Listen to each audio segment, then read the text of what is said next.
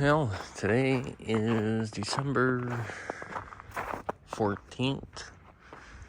We've got a little bit of snow here. And I'm just going to give you an update on these combines here. So, like I said, there's a Super 92 complete still sitting there.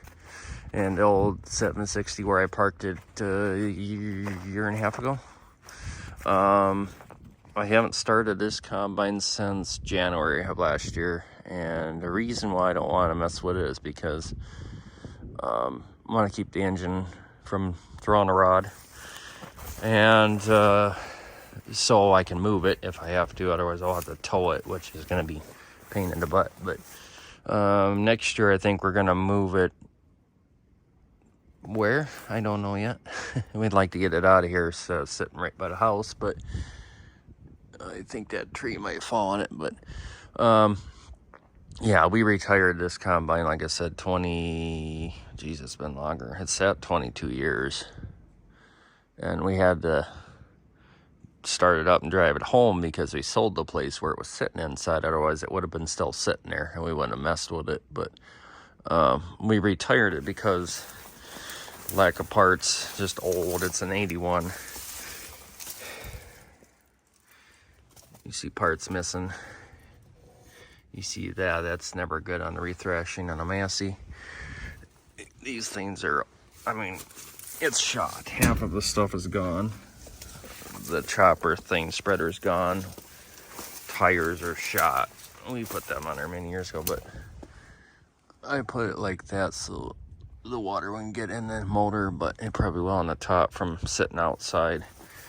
Them cracks are getting bigger. Let's see how long this tire stays up. It's been that way since I was a kid. The big reason why we retired this thing was the motor not running. And then, it has 4,300 hours in there. She's getting old. For a Massey, it did pretty good. The transmission over there is going out.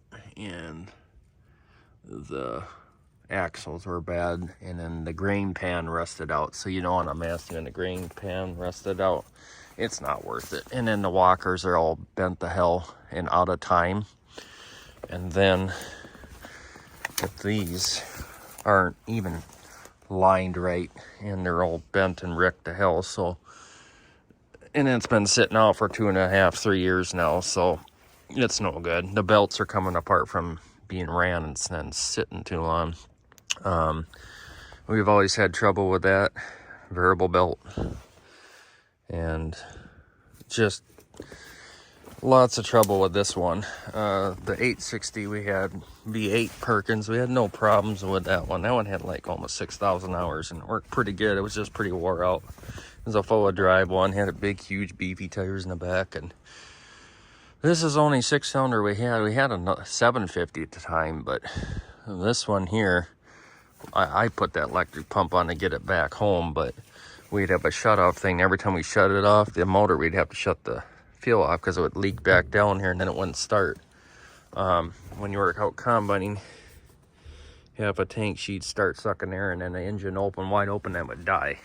So then you'd be out in the field trying to get it going again, and I remember I was sitting up there starting it while Dad was in the motor trying to get it going again.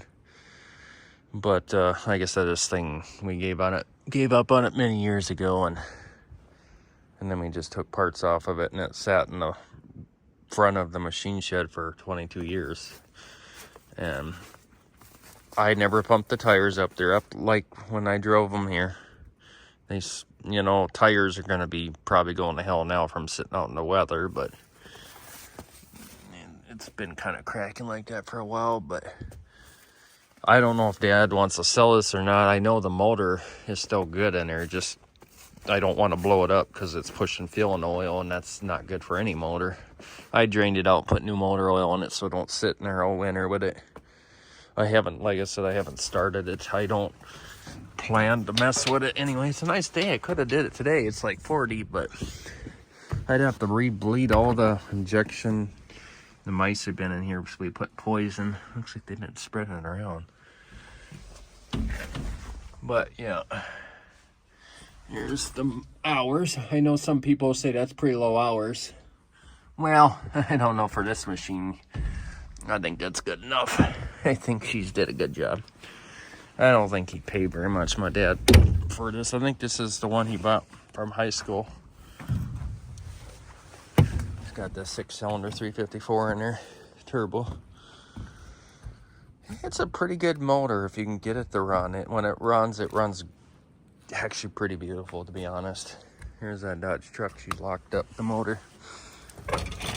Here's your Perkins. Hadn't been ran for a year.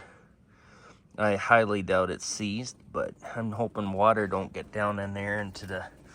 You can see, look at that, it's starting to leak now, the hoses. That's what happens. I had a few people on the internet say, take her out in the field. Oh, she's gonna blow up. I can tell you she's gonna blow up. Look at all that rust in there. See, there's oil coming out of the turbo intake. I want to show you. See it there? It's hard to show you, but if you take it out in the field, she's gonna blow up. It's been sitting way too long. It needs to be all gone through. But so anyway, that's the deal with this Massey. Kind of update you on it. I'm sure I've said it many times, but like I said, it'd be an old start next time. And if she opens wide open, throws a rod, I don't know. Still got old diesel. I took most of it out, but it's right here. 22-year-old diesel. It's better than the new stuff today. It's got sulfur. They took the sulfur out of it. Not in that stuff. Huh. A bunch of noise again. But yeah, we actually bent this when we took it out. We were trying to get it away from the wall because it was way in the corner when we were trying to get it out, and we couldn't get it started, you know, because we didn't know if it would, when we started, if it would go wide open or what the heck it would do. We didn't know. So, but yeah, anyway, that's the story on that one. Nobody wants them here anymore. If you try to give them away, nobody would take it. So just like with that Super 92. But these were the best combines. They still are back in the day. But the only thing that's probably worth anything is the motor in there. But you can't get parts of that anymore anyway. So that's why that's sitting there. You can kind of see where my pickup's at. Got the semis in here.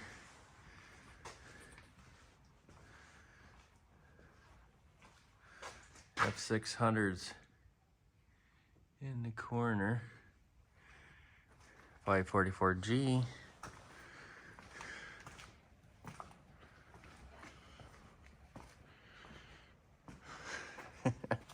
No, well, I had it here.